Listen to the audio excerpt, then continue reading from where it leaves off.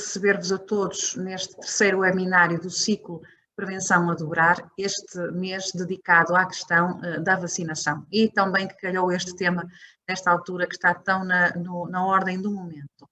Para falarmos então um bocadinho sobre estas temáticas, nós convidamos a enfermeira Margarida Vieira, que faz parte da equipa do Plano Nacional de Vacinação da ARS Norte, e também o professor Rui Medeiros, investigador, diretor da Liga Portuguesa contra o Cancro, muito vocacionado e muito relacionado com a questão da virologia, do HPV. Portanto, consideramos que eram de facto duas pessoas que poderiam perfeitamente abordar estas temáticas e tirar as dúvidas que foram surgindo também em grande número em todos os nossos inscritos. É realmente com grande prazer que recebemos quer os nossos dois convidados, quer todos aqueles que estão neste momento também ainda a entrar na nossa sala de espera. Sem mais delongas, porque realmente acreditamos que este tema seja propício a alguma conversa, eu iria desde já convidar-vos a assistir a um pequeno vídeo de introdução para depois podermos dar a palavra ao professor Rui Medeiros e ouvirmos falar um bocadinho sobre a questão das vacinas e dos vírus.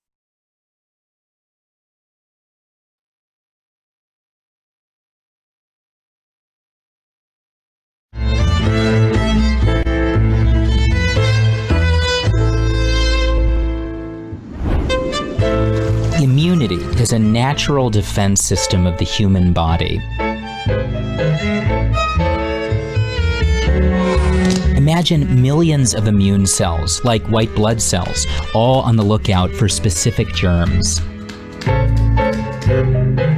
If they spot something dangerous, like flu, they prepare to fight. When that flu bug enters your body, the white blood cells move in on it. The immune cells arm themselves and then replicate, creating an army of clones. Then they launch powerful germ-killing agents called antibodies, and they tag the germs for disposal. Once the germ is removed, the immune army can disband. But they leave behind memory cells.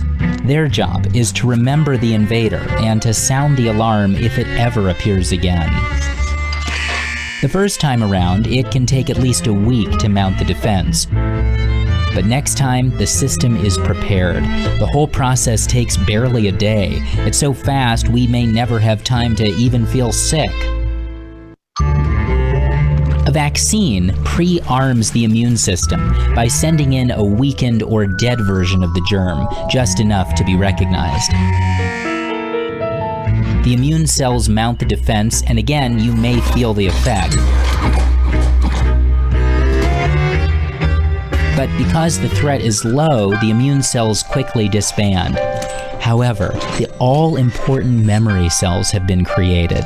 The immune system's now prepared for the real germ, but without causing full-scale disease.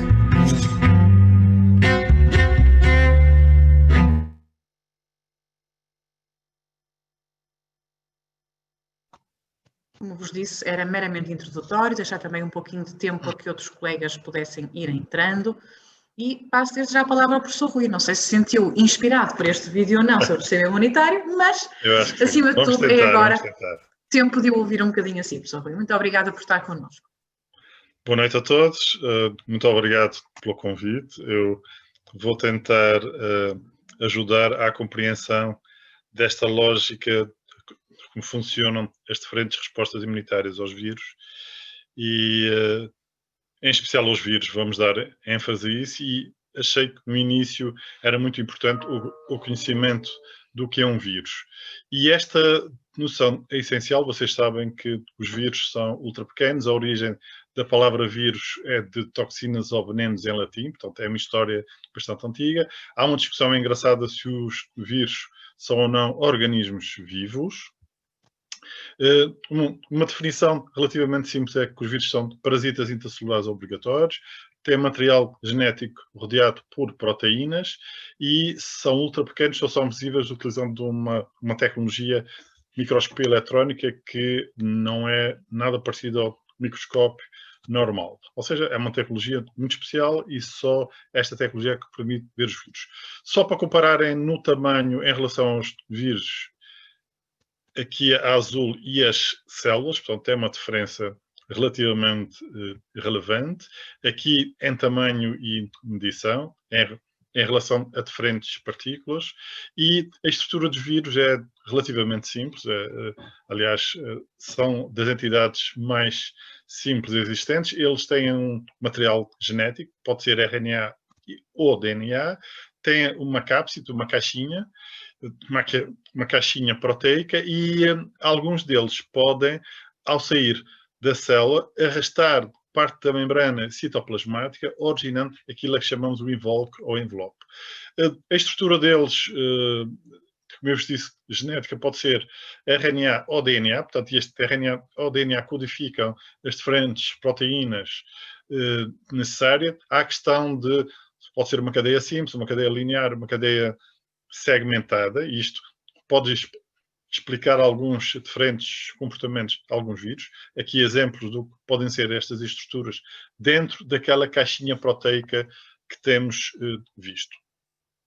Um outro fenómeno em relação à cápside, o que é esta caixa proteica? Esta caixa basicamente são proteínas organizadas em unidades, e a função é essencialmente proteger o ácido nucleico, já sabem que pode ser RNA ou DNA, e está envolvida na ligação às células do hospedeiro. Ou seja, à superfície da cápside existem glicoproteínas, portanto, algumas substâncias que são essenciais para a ligação às células. Iremos ver que as células contêm receptores para estas glicoproteínas. Provavelmente vocês já viram esta estrutura icosaédrica, que é aquela mais comum entre os vírus, é uma estrutura muito estável. Alguns outros vírus apresentam esta estrutura helical. O que é que temos aqui? Basicamente, relembrar-vos esta ideia, a cápside é a caixinha proteica, pode ter à sua superfície glicoproteínas e no seu interior temos o RNA ou DNA consoante o tipo de vírus. O invólucro ou envelope é a tal estrutura que alguns irão ter e que lhe confere alguma sensibilidade, por exemplo, a detergentes. Sabemos que aquela camada lipídica é, por exemplo, muito sensível aos detergentes normais. Aqui exemplos de estruturas que podem ter, e estes spikes ou espinhos, ou aquilo que agora é muito falado no Covid, são as tais de glicoproteínas que estão à superfície dos vírus e que lhe conferem a tal capacidade imunológica, ou seja, de induzir a resposta imunitária. Os vírus podem ter vários formatos, estes são exemplos, e o que é que acontece? Portanto, sabemos que os vírus replicam-se, apesar de não terem uma série de características que as outras células apresentam.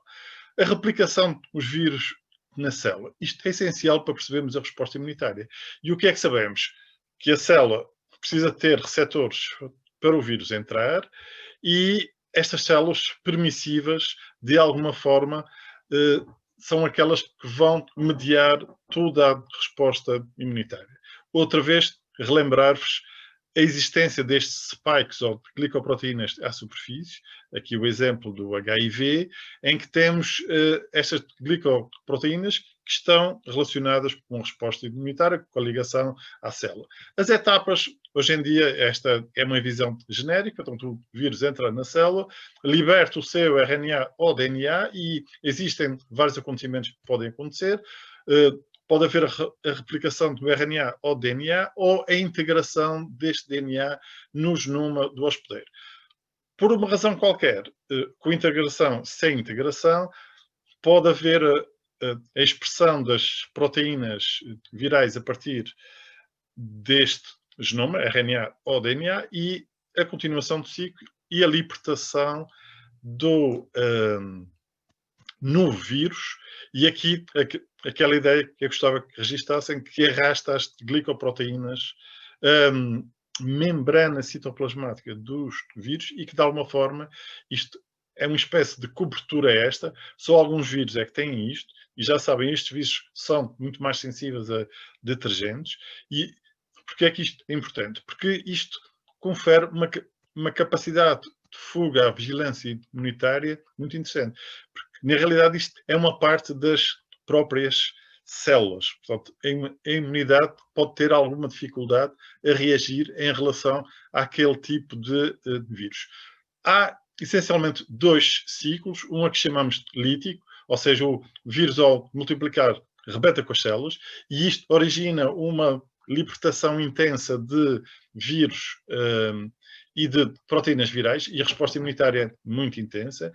Ou então temos aquele a que chamamos de ciclo lisogénico. Alguns vírus podem ter ambos, e quando os vírus não se replicam imediatamente, podemos ter a formação de um provírus. O que é isso? E isto é, por exemplo, muito evidenciado nos retrovírus, o HIV é um exemplo, em que temos a integração do genoma viral no genoma da célula. Ou seja, o vírus fica lá quietinho, apesar de não estar a produzir RNA, nem produzir proteínas. As classificações hoje em dia dos vírus são muito com uma estrutura molecular, portanto, há diferentes tipos de estrutura de RNAs e DNAs, aqui é a classificação, e uma coisa importante é que a produção de vírus completos pode ou não acontecer naquelas células. E isto é essencial para percebermos o que vai acontecer com a resposta imunitária, em especial a resposta imunitária que pretendemos na vacinação. Os efeitos nas células de infecção viral, morte celular, já vimos o ciclo lítico, os efeitos citopáticos, ou até, como sabem, no caso do HPV, a transformação em neoplásica ou cancro. Ou seja, estes são os acontecimentos que normalmente acontecem com os vírus. O efeito citopático é muito interessante, em que os vírus podem alterar a morfologia da célula. Ou seja, eles, ao se multiplicarem, de alguma forma alteram a morfologia da própria célula, e isto era usado antigamente como diagnóstico. Hoje em dia, o diagnóstico dos vírus é essencialmente molecular e permite a detecção do RNA ou DNA. Aqui é um exemplo de um vírus, por exemplo, em que estas estruturas faz com que várias células se unam utilizando o tal efeito citopático, que são várias células, uma célula multinucleada resultante da união de várias células. Aqui, relembrar-vos, estas glicoproteínas à superfície das células são essenciais para os vírus, portanto, são receptores para os vírus ancorarem. Em relação à vacinação, Portugal tem uma longa história de 200 anos relacionada com a vacinação. Isto é importante e já vamos ver porquê. Ou seja, em 1816 já havia recomendação de vacinação. É impressionante, fomos pioneiros nesta área. Na realidade, isto aconteceu porque houve alguns movimentos em Portugal que publicaram a obra do Jenner e acreditavam muito nestes resultados em relação aos efeitos das bexigas da vaca. O que eram estas bexigas da vaca? Basicamente, era aquilo que chamamos varíola bovina, e estes estudos resultaram das observações de um médico inglês em que observou que a varíola bovina causava uma lesão benigna e que, de alguma forma, estas pessoas eram resistentes à varíola humana. Isto introduziu o conceito de vacinação e, essencialmente, hoje em dia, chamamos vacina a esta aplicação preventiva, exatamente porque era um produto resultante da vaca. Realmente, Portugal foi pioneiro nesta área, e aqui a relembrar-vos como era feita a vacinação há 200 anos. Aqui em 1812 eram utilizados estes kits do Instituto Vacínico, no Porto, na Rua de Santa Catarina. É impressionante, que é uma história pouco contada, mas Portugal foi pioneiro nesta área, na utilização destes produtos e a origem da vacinação. O exemplo da varíola é claramente um dos bons exemplos da eliminação e resultante da vacinação em massa, como se observou e acreditamos que vai acontecer agora contra o Covid. Para relembrar-vos, as diferenças entre a resposta imunitária e as vacinas.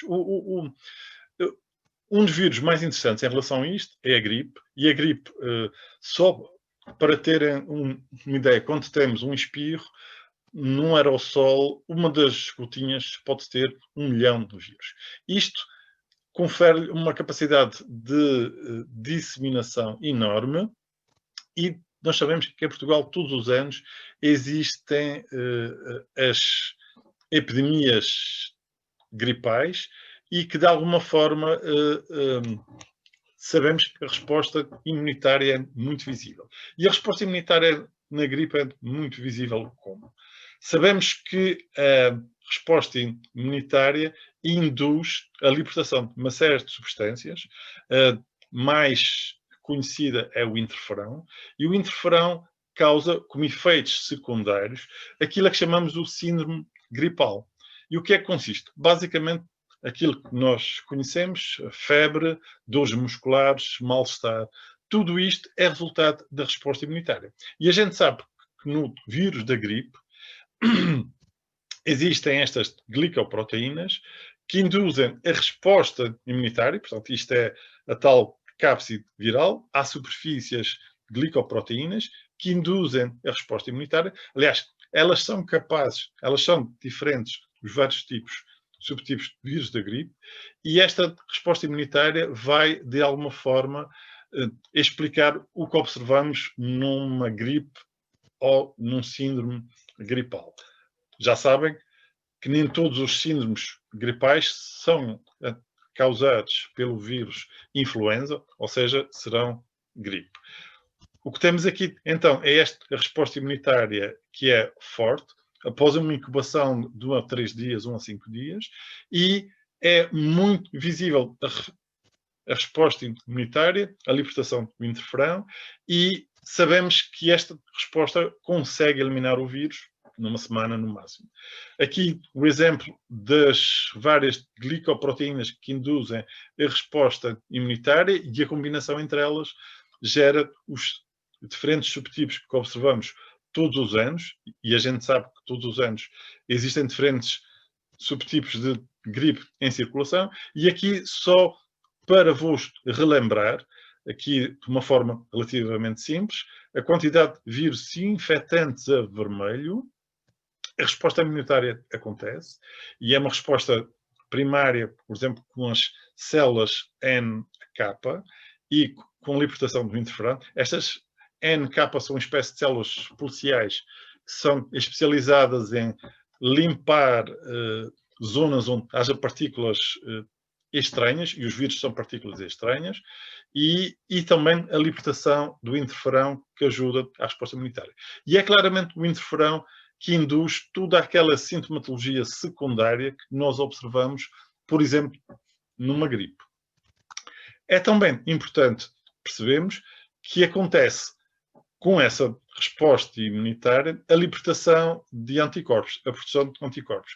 Os mais imediatos são aqueles a que chamamos IgM, mas aqueles que pretendemos e que conferem uma proteção duradoura são aqueles a que chamamos IgG. E estes IgG são aqueles que se pretende induzir quando temos uma vacinação. Sabem que na gripe todos os anos existe aquela questão de termos que vacinar diferentes formas de vacina, porque a circulação dos vírus varia todos os anos.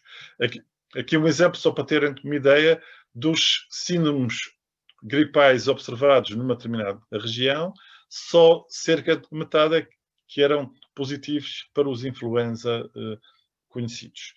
A produção das vacinas contra a gripe é um exemplo de uma produção relativamente bem conhecida hoje em dia, em que os vírus são produzidos em ovos embrionários e são inativados, e de uma forma relativamente bem conhecida. Um outro exemplo que temos são aqueles vírus que não induzem resposta imunitária. Vocês sabem, a gripe é um exemplo de um vírus que induz uma resposta imunitária bastante forte e exuberante, e nós sentimos, mas há outros vírus que passam claramente despercebidos. É o exemplo do que está a acontecer agora com o coronavírus. E um dos bons exemplos é conhecido há muitos anos, é o vírus HPV. E o vírus HPV passa praticamente despercebido, origina em algumas pessoas verrugas genitais, verrugas nas mãos ou até cancro.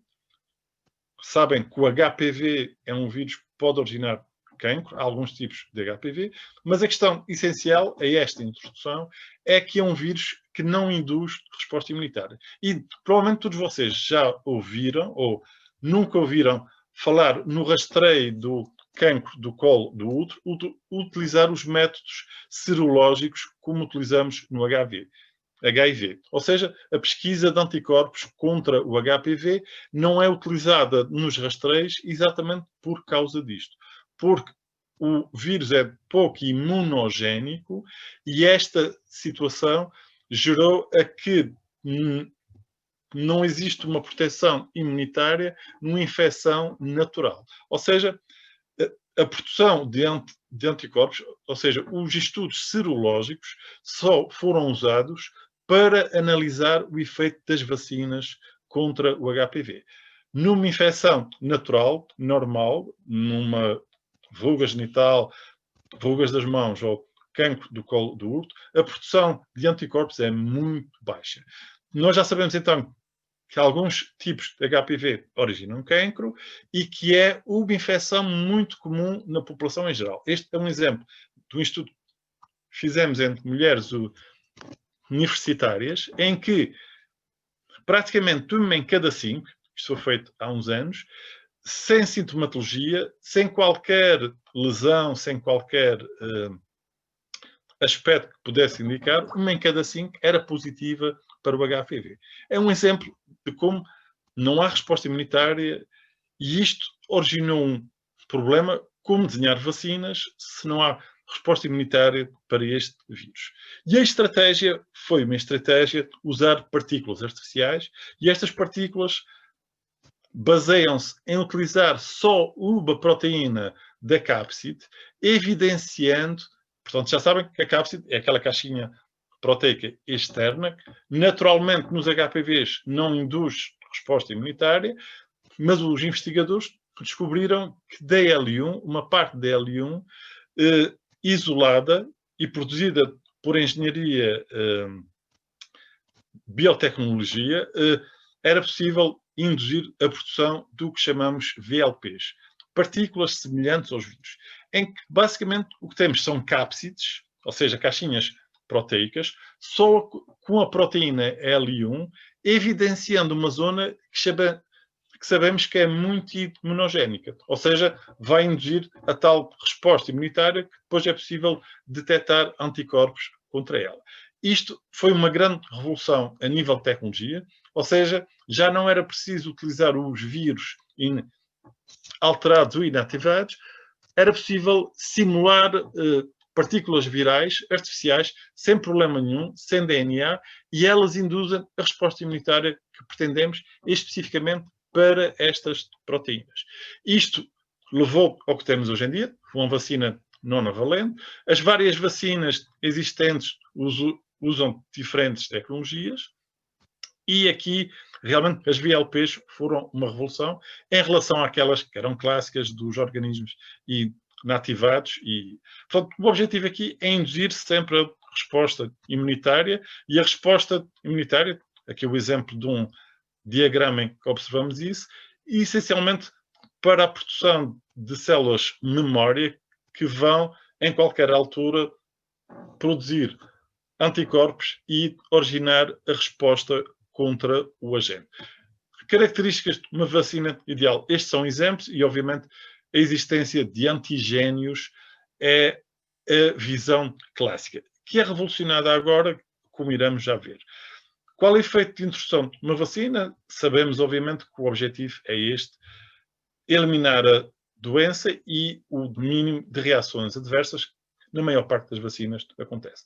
Em relação ao Covid, existem várias vacinas em investigação. As mais interessantes são essas a nível de RNA. E porquê é que são interessantes? Porque utilizaram outra tecnologia revolucionária. Apesar de tudo, há uma tentativa de usar VLPs, há uma tentativa de usar outras. Estas, a nível de RNA, o que é que nos permitem, de alguma forma, revolucionar esta estratégia. E a estratégia basicamente é usar, vamos só ainda rever isto, a outra questão que é importante é porquê 2 doses? 2 doses é muito importante porque a resposta inicial contra o vírus ou contra o antigênio, não é? Aquilo que chamamos de antigênio viral, são aquelas partículas virais que vão induzir a resposta imunitária. Esta resposta imunitária, no início, é relativamente moderada, mas fica lá alguma memória primária que, na segunda dose, a resposta é muito mais forte e adquire-se o que se chama a memória imunitária. E é esta que pretendemos na vacinação, por isso é que a maior parte das vacinas usa 2 doses. No caso destas vacinas que estão a ser aprovadas contra o Covid, a estratégia é relativamente interessante. Usam nanopartículas de lípidos, ou seja, um bom exemplo de nanopartículas de lípidos são os lipossomas, vocês já ouviram, há cremes baseados em lipossomas. Aqui são ligeiramente alterados e incluir no seu interior RNA de alguns genes virais que sabemos que codificam antigénios, ou seja, algumas proteínas, em especial esta que eles chamam spike protein, que é tal que induz uma resposta imunitária necessária. E, basicamente, é isto. Estas nanopartículas entram nas células, libertam o RNA, e este RNA é codificado a proteínas e a resposta imunitária acontece contra aqueles antigénios ou aquelas proteínas exógenas que são produzidas pela própria célula do hospedeiro. É muito interessante. É uma tecnologia que, ao que parece, os resultados são muito interessantes. Iremos ver no futuro. Uma outra que tem sido muito falada é a da AstraZeneca, da Oxford, usa vetores virais. Ok, aqui a estratégia é usar vírus modificados que entram nas células e que libertam outra vez o RNA ou o DNA e fazem com que as próprias células induzam a produção de proteínas. É uma estratégia que está em curso e que de alguma forma é revolucionária. Era isto o que eu tinha para vos apresentar. Isto é só uma introdução em que a promessa era realizá-la em 15 minutos. Estou agora disponível para qualquer dúvida, se assim o desejarem. Obrigada, professor Rui. Acho que fica claro. Fica claro que não é para mim um assunto fácil e, portanto, tenho-lhe a agradecer o conseguir compactar esta informação e acho que nos foi dando aqui, fazendo uma viagem sobre justamente os vírus, as vacinas, tentámos um bocadinho perceber isto. Acho que fica muito claro que os vírus são algo muito complexo e, portanto, eu se calhar juntava aqui uma pergunta que já tínhamos recebido, entretanto, e uma que acabou agora mesmo de surgir no bate-papo, que é, por um lado, se acha que dado o tempo de preparação desta vacina, se acha que houve tempo suficiente para, de facto, haver um conhecimento deste vírus e, portanto, para a criação de uma vacina que seja, de facto, eficaz? Isto era a pergunta que nós já tínhamos de antemão recebido. E depois há outra nossa participante que menciona que uma das vacinas propostas agora para o coronavírus será só de uma dose. Então, nesse caso, como é que acontece esta memória imunitária de que o professor Rui falava há pouquinho, sim, na vacina de 2 doses? A questão aqui é provavelmente a questão de 2 doses é o que classicamente é aceito como ideal. Uma dose, provavelmente os resultados experimentais dele, e aqui estamos a falar, normalmente 2 doses era o que era aceito para as vacinas clássicas baseadas em antigénios, em vírus atenuados ou aquelas VLPs. Aqui o que estamos é a introduzir nas células estes lipossomas recheados de RNA em que inundam as células com uma grande quantidade de RNAs virais. Ou seja, os investigadores da Pfizer e da Moderna provavelmente têm dados suficientes, e eles ainda, eu acho que já estão disponíveis, para garantir que a indução de anticorpos e a memória imunitária é tal que dá-lhes uma garantia, pelo menos no imediato, de uma resposta imunitária aceitável. É essa questão. Eu acho que agora estamos no termo do aceitável, precisamos de alguma coisa, e o que é de certeza é que organismos como a FDA terem aprovado isto é relativamente seguro, porque a FDA está relativamente garantida, porque eles já tiveram outras experiências há muitos anos atrás em outro tipo de terapias, aqui numa terapia, em que hoje em dia arriscam muito pouco. Portanto, esta aprovação dá-nos uma garantia que é uma vacina possível neste momento, e é possível porque precisamos de qualquer coisa para criar a tal barreira invisível que pretendemos. Qual é o objetivo da vacinação? É originar aquela imunidade populacional, originar aquela barreira invisível que vai travar isto em algum sítio. Portanto, eu acho que os estudos mostram que se vacinarmos 10% da população, já iremos ter, de alguma forma, uma barreira invisível que ajuda a reduzir esta disseminação.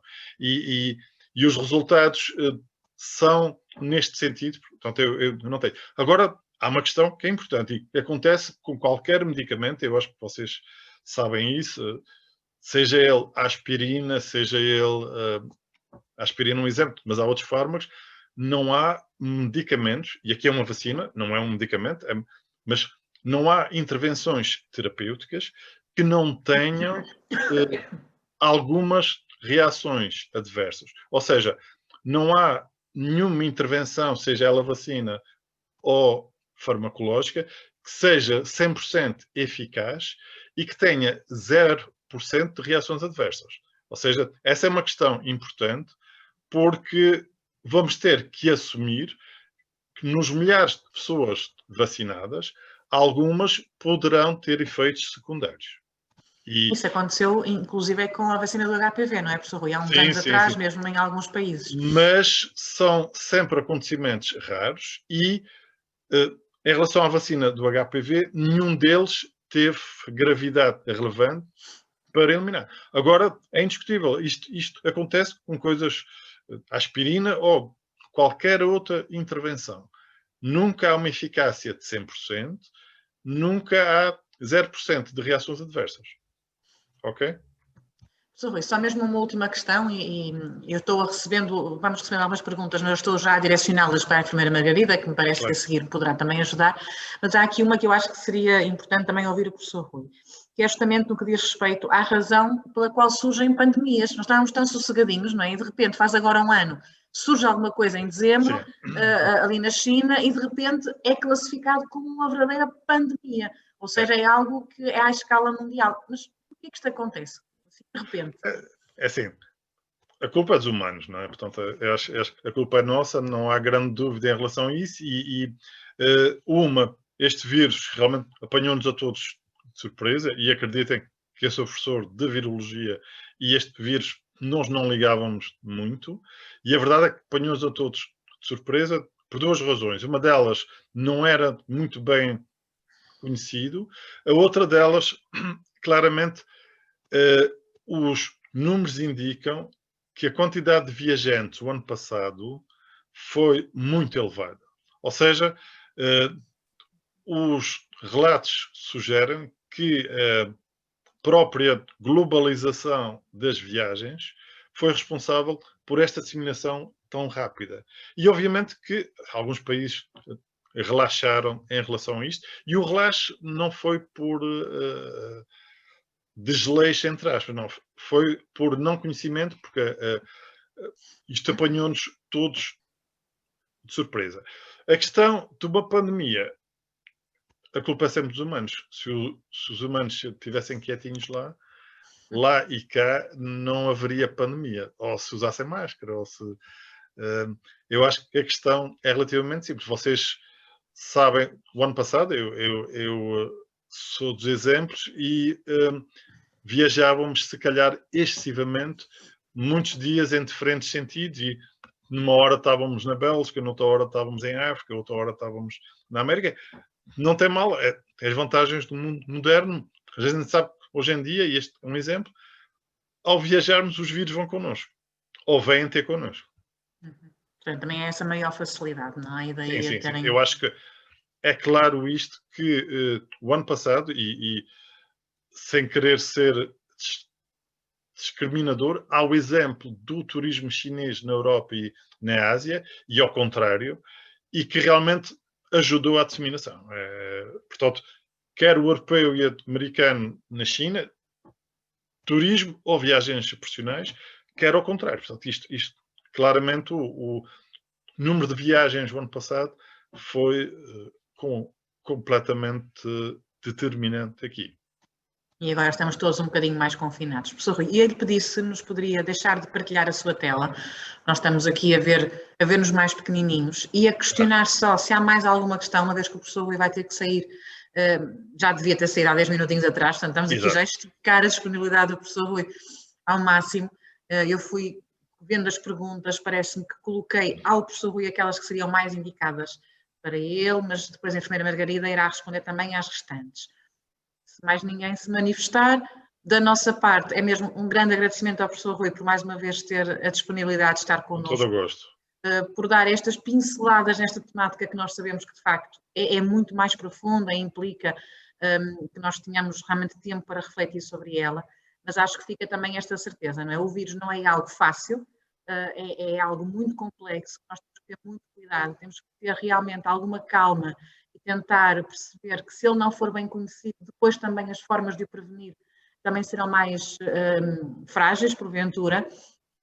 E, por outro lado, percebermos esta última mensagem que o professor Rui dizia, que eu acho que é essencial, que de facto as pandemias existem, ou esta pandemia em concreto existe, muito também por força dos nossos hábitos. E, portanto, se nós tivermos aqui alguma contenção, quer no que diz respeito às nossas viagens e deslocações, por um lado, mas também depois em relação àquilo que são os nossos comportamentos preventivos, acho que poderemos também chegar a um estado, digamos assim, de maior saúde, porque mais prevenidos.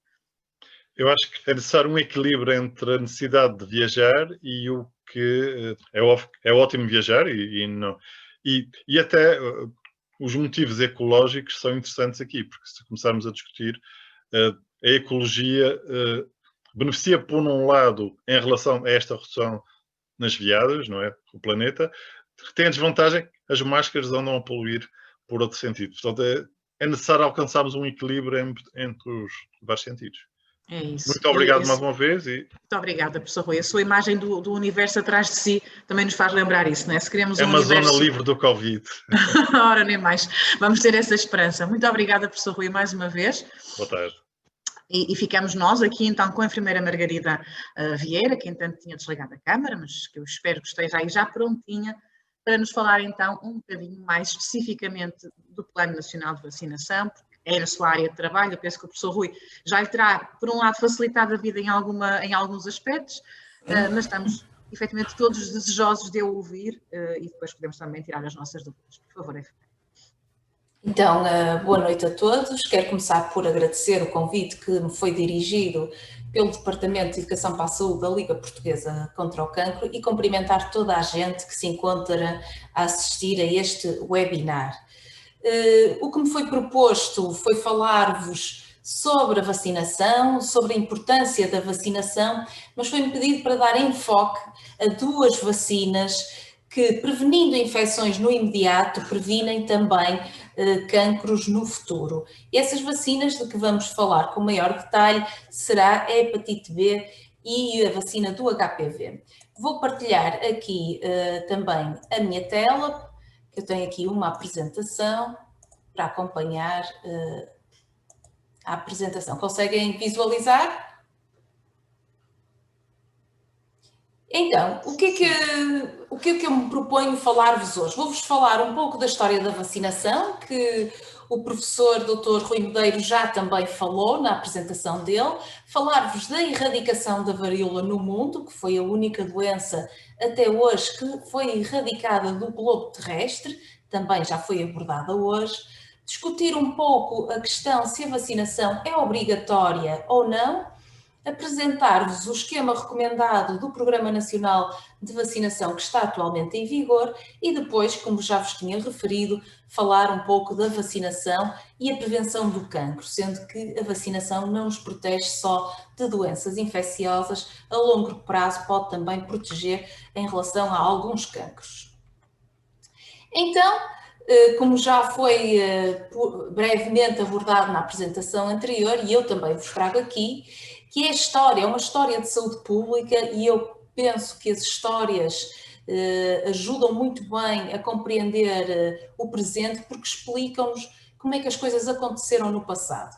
E então, para vos falar da história da vacinação, acho muito importante falar-vos desta história. Edward Jenner, em 1789, médico britânico, foi responsável por uma das maiores descobertas da história da saúde pública e foi com ele que se estabeleceram as primeiras bases científicas sobre a vacinação. Então, o que é que este médico britânico observou? Ele observou que as pessoas que tratavam e mogiam as vacas não adoeciam de varíola humana, que era uma doença muito mortal, e as pessoas que não morriam ficavam com sequelas e com muitas marcas. E apercebeu-se que existia uma doença semelhante à varíola das vacas especificamente, e que as pessoas que estavam em contacto com as vacas nunca chegavam a adoecer com varíola. Então, com base nesta observação que ele fez, inoculou um pouco do produto que existia na vesícula, na borbulhinha das vacas, e inoculou, e esta foi a primeira criança a quem ele fez a experiência, que até ficou retratado num quadro, e verificou que depois, ao expor aquela criança à varíola, ela nunca desenvolveu a doença. E ele percebeu, pela repetição desta experiência, que a criança tinha ficado imunizada para a varíola. De referir que esta história tem que ser enquadrada na época dela. Nós ainda vivíamos numa era pré-Pasteur, ou seja, Edward Jenner não sabia bem, não conhecia ainda os micro-organismos, ele não sabia bem como é que funcionava esta vacinação, mas percebeu que resultava e então utilizou o termo varíola vacinae, também como já foi referido, para dar a designação de vacina. Vacina, então, vem do latim, que significa vaca. Uma palavra que agora é utilizada com toda a regularidade, ficaram a saber a sua origem. Em 1885, um pouco mais tarde, com Pasteur, que aí sim já compreendeu o papel dos micro-organismos nas doenças infecciosas, e foi com Pasteur que depois também se desenvolveu a primeira vacina humana contra a raiva. E a partir dos anos 20 do século XX, a investigação e desenvolvimento de novas vacinas desenvolveu-se muito e criaram-se as tais vacinas de primeira geração, como já foram referidas anteriormente. Em Portugal, o Programa Nacional de Vacinação, que é um programa de sucesso porque temos elevadas coberturas vacinais, das melhores da Europa, foi um programa que foi criado no ano de 1965.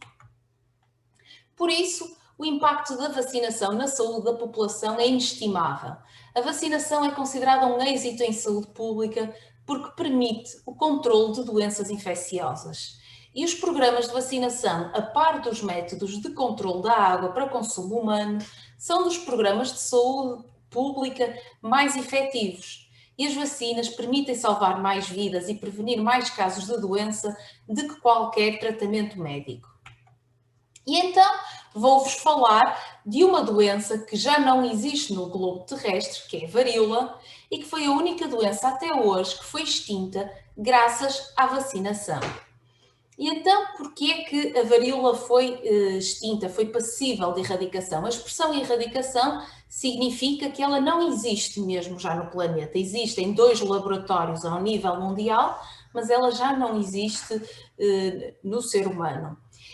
Existem outras 2 doenças que a Organização Mundial de Saúde dizem que têm critérios para serem erradicadas. Uma é a poliomielite, que estamos relativamente próximos da sua erradicação. Só existem 2 ou 3 países no mundo onde ainda ocorrem casos, e temos também uma outra doença, que é o sarampo, que também é passível de erradicação, mas como atualmente vivemos num mundo em que há resistências à vacinação, tem sido uma doença também difícil de eliminar e erradicar. Então, a varíola é uma doença passível de erradicação porque o único reservatório da doença é o ser humano, ou seja, a doença não existe no ambiente. Não há portadores crónicos, não há pessoas que têm a doença e que depois podem transmitir. Não há portadores crónicos. E a doença conferia imunidade sólida e duradoura. Por isso, alguém que estava doente ou que tinha tido a doença ou que tinha sido vacinado, ficava imunizado para toda a vida. As infecções inaparentes, que são aquelas infecções sem grandes sintomas, também são praticamente inexistentes. E tínhamos então uma vacina eficaz. O último caso de varíola em Portugal foi no início da década de 50 e a doença foi declarada erradicada pela Organização Mundial de Saúde no ano de 1980. O último caso de varíola descrito foi em 1977. E então coloco-vos aqui uma imagem do pergaminho que foi assinado pela Organização Mundial de Saúde a celebrar e a ratificar que de facto a varíola tinha sido erradicada. Isto só foi possível porque tínhamos uma vacina eficaz, mas não menos importante, também houve vontade política, houve adesão da população e houve um programa mundial coordenado pela Organização Mundial de Saúde. Outra questão que nos colocam muitas vezes, tanto utentes como às vezes alguns profissionais, e nomeadamente profissionais que trabalham nas escolas, essa vacinação é obrigatória em Portugal. O Programa Nacional de Vacinação é universal, gratuito e acessível a todas as pessoas presentes em Portugal. E a DGS recomenda veementemente o seu cumprimento, mas atualmente não é legalmente obrigatório. Apesar disto, e a dizer-vos que em Portugal ainda nunca houve a necessidade de tornar o programa de vacinação obrigatório, porque sem essa medida nós temos das melhores coberturas vacinais da Europa. Contudo, dizer-vos que se às vezes isto não fosse uma realidade, poderia haver a hipótese de algumas vacinas, ou todas, virem a ser obrigatórias.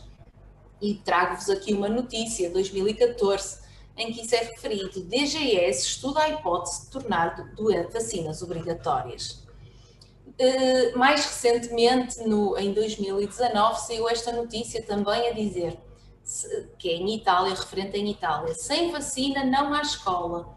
Crianças italianas não vacinadas vão ser enviadas para casa. E uma outra notícia sobre a Croácia, em que algumas vacinas específicas também foram tornadas mandatórias. Atualmente, o Programa Nacional de Vacinação Português é um esquema recomendado. E trago-vos aqui a última atualização do nosso Programa Nacional de Vacinação, que é um programa dinâmico que foi criado em 1965 e que ao longo dos anos tem vindo a sofrer alterações, tendo sempre em conta a disponibilidade de vacinas existentes e a evidência científica também existente. Como podem observar, neste programa, que então, como vos estava a dizer, que entrou em vigor em outubro de 2020, as principais mudanças é que a vacina contra o meningococo B foi introduzida para os bebés aos 2, 4 e 12 meses, e eu não sei se conseguem ver que eu estou aqui a apontar com o rato, e também a vacina do HPV, que já era administrada aos 10 anos às meninas, passou a ser também gratuita e recomendada para os rapazes aos 10 anos, num esquema de 2 doses. Por isso, desde outubro deste ano, que a vacina do HPV também é recomendada aos indivíduos do sexo masculino nascidos depois de 2009. De uma forma sucinta, dizer-vos que o PNV acompanha toda a vida. Inicia-se ao nascimento com a vacina da hepatite B, que idealmente deve ser administrada ainda na maternidade. Aos 2 meses faz-se mais uma dose da vacina hepatite B, mas aqui num conjunto de vacinas combinadas, ou seja, numa só picada, numa só vacina, administramos várias vacinas. É uma vacina hexavalente, hepatite B, hemófilos, difteria, tosse convulsa, tétano, poliomielite. E depois administramos outras vacinas, como a vacina contra o pneumococo e a MLB que introduziu agora. E vamos tendo reforços destas vacinas até aos 12 meses, que é chamada a primovacinação. Aos 12 meses é também administrada uma vacina muito importante, que é a vacina do sarampo, rubéola e papeira. Como já vos falei, o sarampo é uma das doenças que também estará na calha de vir a ser erradicada do globo, mas que, como têm ainda surgido surtos a nível europeu, ainda é uma meta que tem sido sucessivamente adiada. E depois temos aqui reforços, novamente, da vacina aos 18 meses e aos 5 anos. No passado foi também já introduzida a vacina TDPA, que é a vacina contra o tétano, difteria e tosse convulsa para as grávidas, porque sabemos que ao vacinar a grávida estamos já também a proteger o bebê que vai nascer contra o tétano e contra a tosse convulsa. E depois a vacina que é conhecida por todos e que nos acompanha ao longo de toda a vida, que é o tétano e a difteria. Agora, mais especificamente, falando um bocadinho de vacinação e prevenção primária do cancro. Habitualmente, então, quando pensamos em vacinação, pensamos na prevenção de uma infecção no imediato. Mas em algumas situações sabemos que, ao prevenirmos uma infecção por um determinado agente, que neste caso são vírus, evitamos a longo prazo a ocorrência de alguns cancros. E é exemplo disso a vacina contra a hepatite B, como eu vos mostrei, atualmente é administrada logo à nascença, ainda na maternidade. Ou seja, sabemos que uma infecção persistente por hepatite B pode terminar ao fim de alguns anos num cancro hepático. E o mesmo com a vacina do HPV, do papiloma vírus humano. Sabemos que a infecção persistente pelo vírus papiloma humano é responsável pela totalidade, quase totalidade, de cancros do colo do útero, também responsável por cancros anogenitais e da orofaringe. Relativamente à hepatite B, dizer-vos que ela foi introduzida no PNV em 1995. Na altura era administrada aos adolescentes. Desde o ano 2000, que passou a ser administrada logo à nascença num esquema de 3 doses. O Departamento de Saúde Pública, que é onde eu exerço funções, avalia anualmente as coberturas vacinais dos grupos-alvo e das idades-chave da vacinação.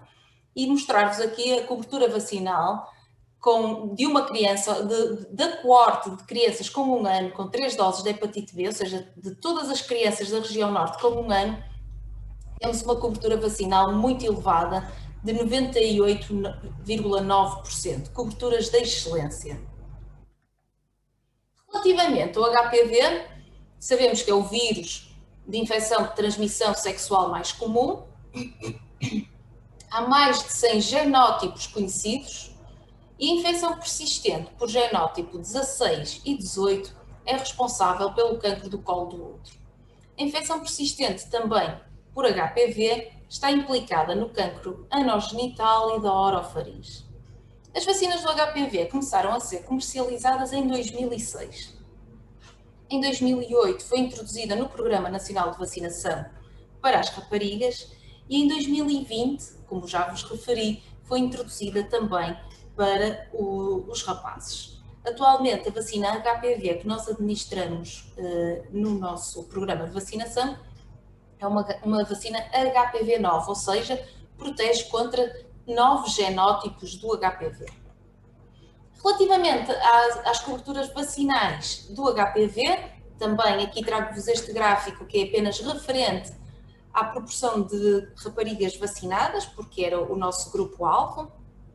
No futuro iremos também avaliar as coberturas vacinais nos rapazes e dizer-vos que a meta da DGS, que era de 85%, foi na região norte ultrapassada e atingimos coberturas vacinais de 97,1%, que terá com certeza um importante impacto na morbilidade e mortalidade. E era esta a apresentação que eu tinha hoje para vos trazer. Estou disponível para questões que possam querer colocar. Obrigada. Muito obrigada, enfermeira Margarida. Foi de facto uma apresentação bastante clara. Acho que eu estava aqui fascinada a relembrar algumas coisas, a aprender outras. Acho que é sempre importante. Eu não posso deixar de partilhar consigo o quão satisfeita estou por, de facto, a decisão da vacina do HPV ser também alargada aos rapazes, ter sido levada a cabo e começar agora a ser implementada. Porque, de facto, é algo que para nós é extremamente importante. Acho que acaba por ser também mais uma das ferramentas que temos para lutar contra um vírus, e neste caso para um vírus que provoca cancro. E a meu ver, que vou tendo alguns contactos também a nível internacional e vou verificando também qual vai sendo a leitura de outros países em relação a isto, eu acho que é uma das coisas que nos faz pensar em como Portugal não é assim um país tão atrasado quanto isso, né? Porque de facto somos dos poucos países em todo o mundo que temos esta vacinação, quer para rapazes, quer para raparigas, e portanto acho que de facto estou muito satisfeita com isso. Acho que a temática deste webinar, em que nós associávamos a vacinação a um presente da prevenção, sim, é de facto verdade, é o nosso melhor presente e acho que temos que o acarinhar cada vez mais e portanto, agradeço-lhe também ter sido tão clara na sua exposição. Ora bom. É verdade, e já agora acrescento que em relação às coberturas vacinais, Portugal, que nós também achamos sempre que estamos na cauda da Europa, temos das melhores coberturas vacinais da Europa e do mundo. É verdade. Temos coberturas vacinais de excelência mesmo. É verdade. E o mesmo acontece quando falamos, por exemplo, no rastreio do cancro da mama. Outros países queixam-se imenso em relação à taxa de adesão das mulheres ao rastreio. Outros países pensam em formas de levar a mulher ao rastreio e nós, felizmente, desse mal não padecemos. Portanto, acho que temos que nos regozijar com isso. Há aqui já uma questão que eu vou responder, vou colocar desde já, apesar de ser a última a aparecer, mas porque tem a ver com o que estamos aqui a falar.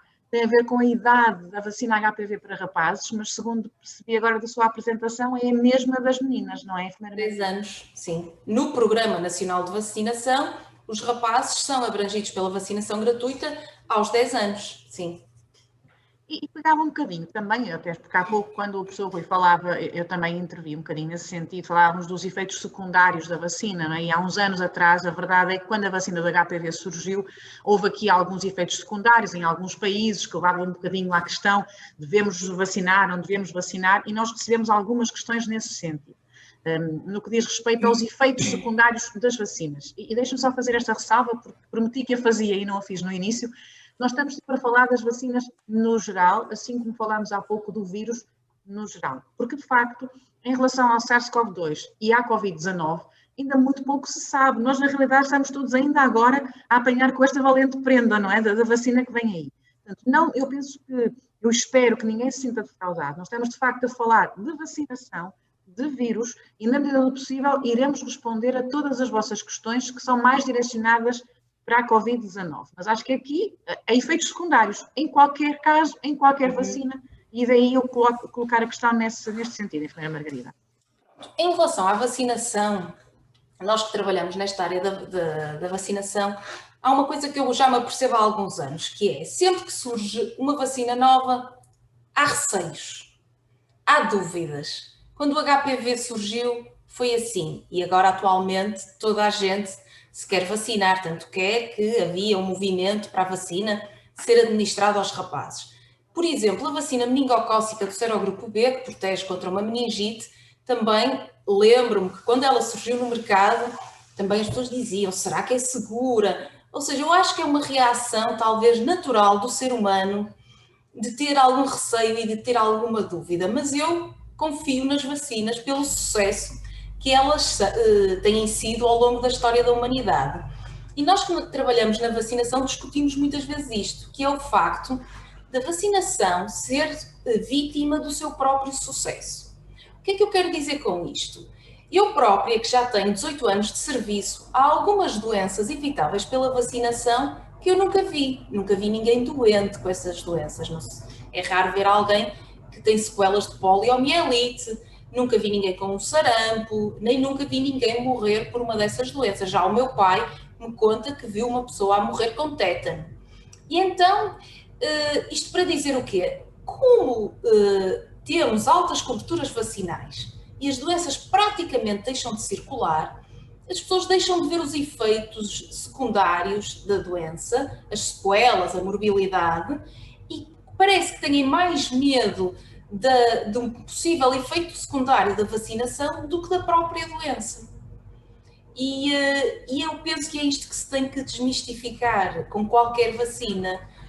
A vacina para ir para o mercado tem que passar, estamos na Europa, por isso tem que passar pelos estudos que estão definidos. Existe a EMA, que é a organização que aprova os medicamentos que são comercializados, também tem que ser aprovado pela EMA, e se nós confiamos nas instituições, e neste caso nas instituições europeias, e vamos também confiar nas vacinas que vão ser comercializadas e que vão estar disponíveis. Eu acho que realmente é muito esta questão que, o que me parece a mim, é que nós realmente temos que confiar, mas também é verdade que é mais fácil confiarmos se estivermos conscientes dos factos. E daí nós temos feito tanta questão de ter este webinário sobre estes temas, falando como é que o vírus funciona, como é que a vacina funciona, para depois as informações casarem, digamos assim, e percebermos como é que as coisas funcionam. Nós temos aqui uma pergunta. Sim, diga. Não, os efeitos secundários, habitualmente, da vacinação são efeitos também locais. São o braço que pode ficar com uma ligeira dor, rubor ou calor no braço. Por isso, habitualmente, e eu que também faço vacinas, são efeitos secundários ligeiros.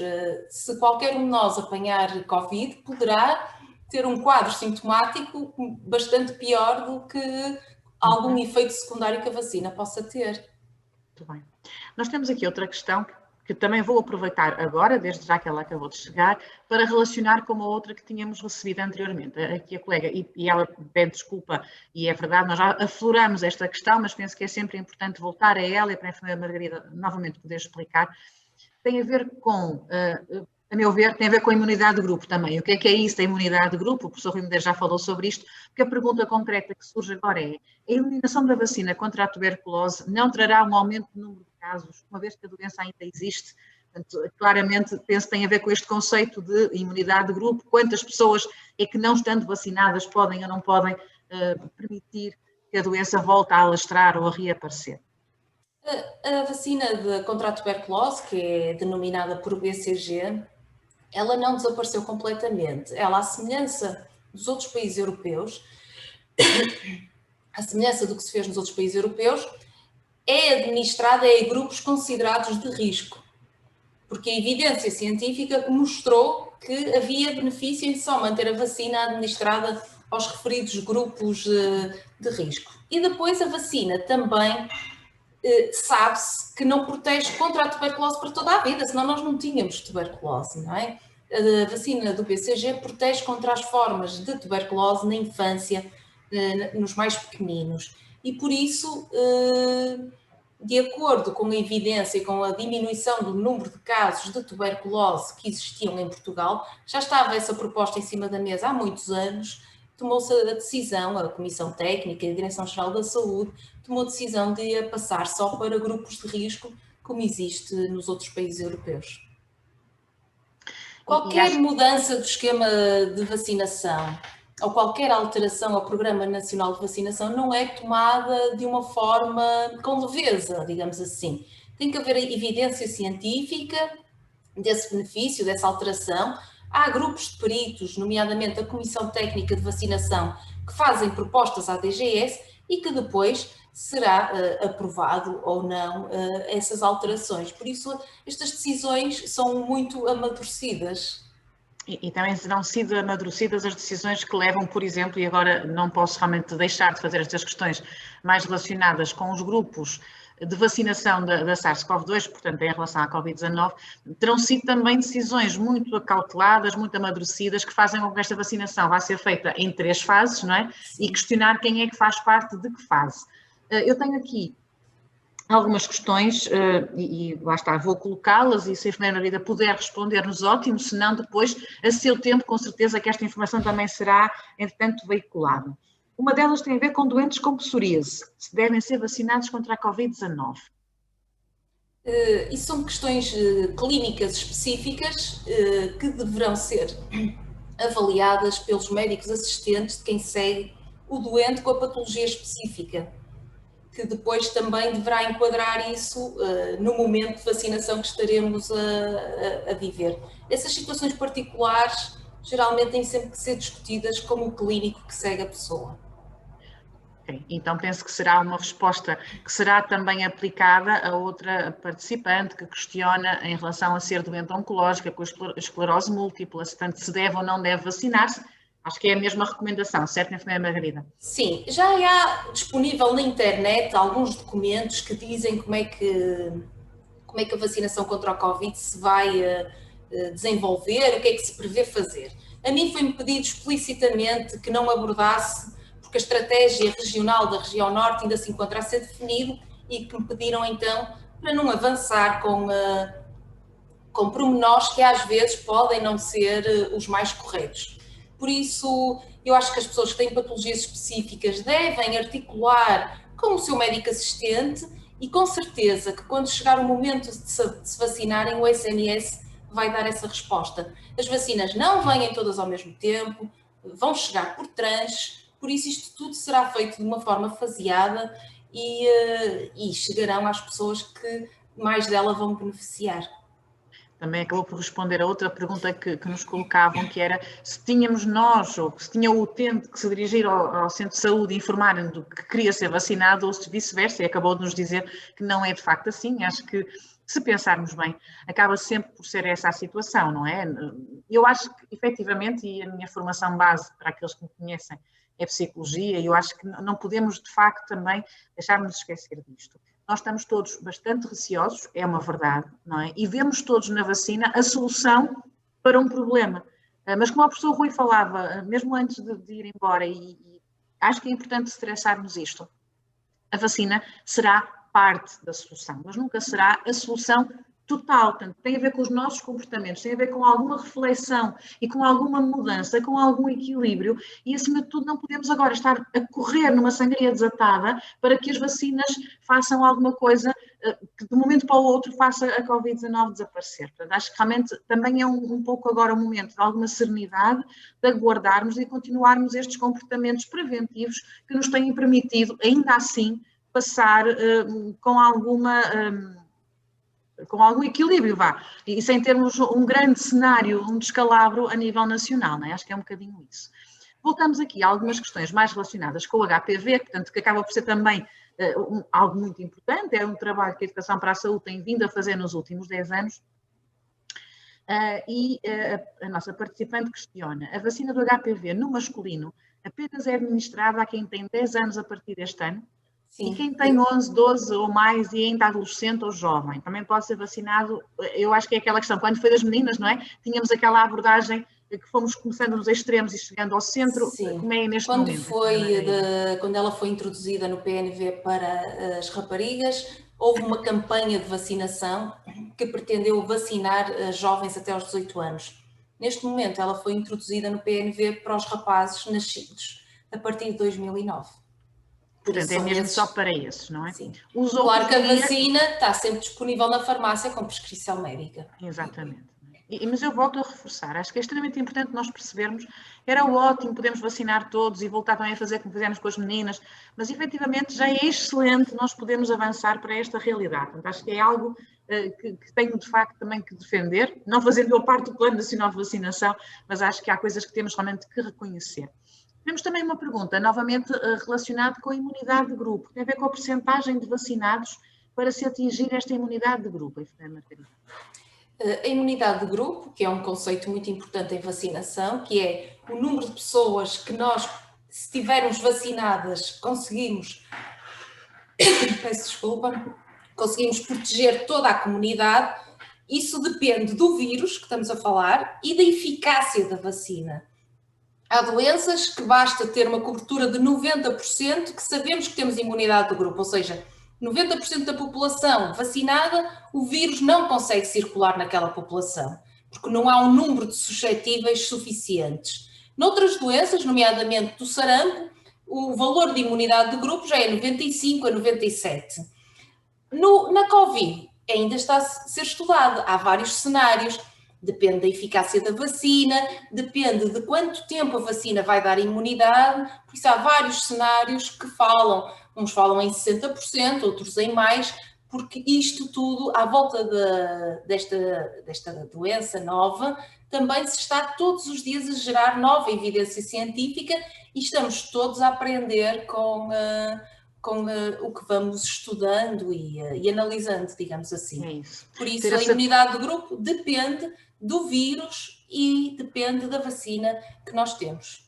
Também é extremamente importante percebermos que, efetivamente, em relação a outras vacinas, já estivemos no ponto em que estamos agora em relação à SARS-CoV-2, portanto, já muito pouco se soube e agora muito se sabe e consegue-se atuar de uma determinada forma, e aqui estamos realmente, como dizem muito bem, sempre, todos os dias, a descobrir coisas novas, a produzir nova evidência, que, aliás, não é nada de muito diferente do que ouvíamos, se bem se recordam todos os colegas que estão aqui e que estiveram no webinar do mês passado sobre o tabaco, em que dizíamos a mesma coisa, por exemplo, em relação aos cigarros eletrónicos, agora saindo da doença, não é? Ainda não se sabe o suficiente para podermos dizer se são bons não serão seguramente, mas quão maus são. Portanto, há aqui alguma necessidade de contenção em tomar posições extremas, portanto, temos que ficar sempre aqui com uma posição que nos permita ir percebendo a seu tempo como é que as coisas estão a decorrer. Eu fui já dando aqui baixa da maior parte das perguntas que nós fomos recebendo, porque também a ideia não é sermos aqui cansativos e estarmos a responder uma a uma, porque há aqui um grupo de questões que dizem respeito aos mesmos assuntos. Também aqui no nosso bate-papo acalmou um bocadinho, eu ia realmente só alertar as pessoas que nos assistem que teremos mais 5, 10 minutinhos no máximo do webinário, portanto, se mais alguém quiser colocar alguma questão, é o momento de o aproveitar. Eu no início do webinário não disse, já estou habituada a que tenho algumas pessoas que já estão a acompanhar-nos há 3 meses esta parte, mas não vos disse que não vos será possível fazer pergunta verbalmente, portanto, eu às vezes vejo mãos levantadas, mas de facto não posso dar-vos essa oportunidade, mas o nosso bate-papo está aqui disponível também para ver as vossas questões e podermos também responder-vos na medida do possível. Portanto, dava aqui só mais uns minutinhos para ver se aparecia mais alguma questão, mas o que nos vai aparecendo já são agradecimentos, não é? Mencionando que de facto a exposição foi bastante clara, agradecendo também o tempo e a disponibilidade para estar connosco. E eu, se calhar, o que eu ia então pedir, calma, que há aqui mais uma pergunta, vamos aproveitar, relativamente às alergias alimentares, se tem alguma relação com a vacina.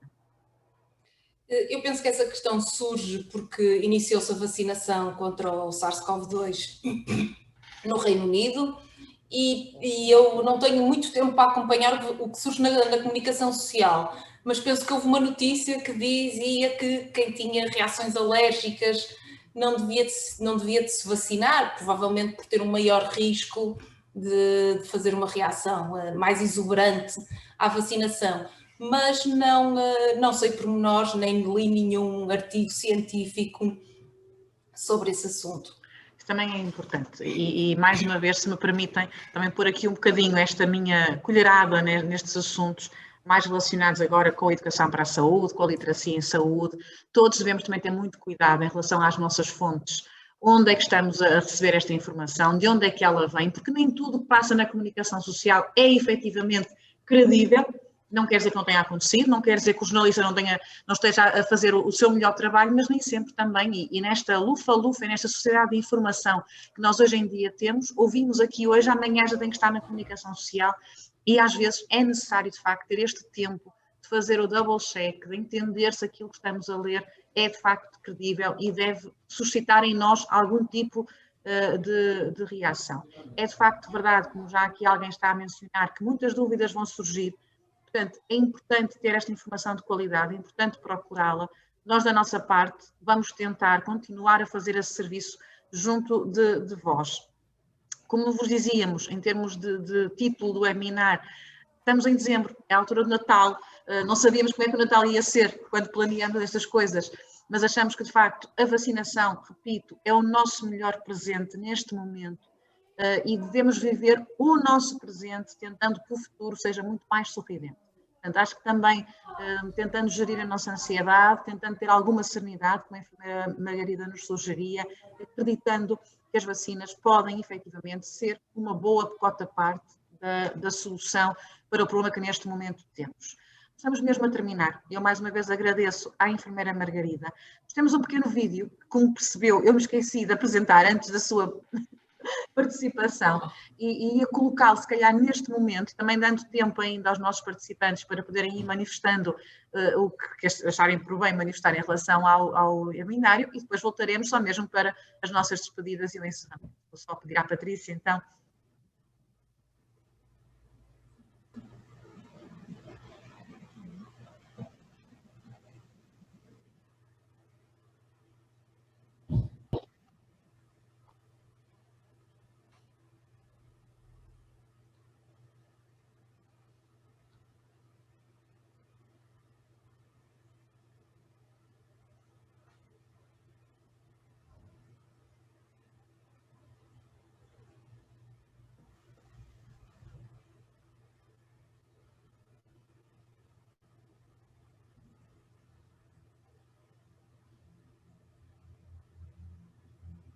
Acho que foi uma boa mensagem para terminar também, não é? Esta ideia de que, de facto, a vacina pode ser, é seguramente, um caminho, uma via para uma vida mais saudável e, portanto, todos nós devemos tentar também salvar vidas nessa perspectiva.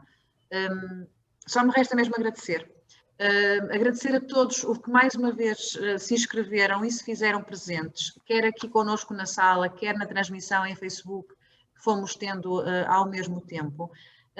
Convidar-vos também desde já, e a enfermeira Margarida, se assim o entender, para em janeiro, no dia 10, voltarmos aos nossos webinários sempre no dia 10, como sabem, que é para não se esquecerem do Departamento de Educação para a Saúde, e vamos em janeiro falar de 4 formas de entrar num ano 2021 mais saudável. Falaremos então, em termos gerais, aquilo também que a OMS considera serem 4 formas de uma vida mais saudável e mesmo também de combater a Covid, prevenção tabágica, uma alimentação saudável, uma atividade física, bem como o cuidado ao consumo de água. Portanto, iremos de uma forma geral falar um pouquinho sobre estas temáticas todas, falar algumas e aprofundar algumas que já falámos no passado, mas acima de tudo, sempre com esta ideia de que a prevenção é a melhor solução, é parte da cura e, acima de tudo, todos juntos devemos com certeza chegar a um mundo mais saudável. Muito obrigada a todos, um excelente ano novo e um ótimo Natal. Muito obrigada. Obrigada.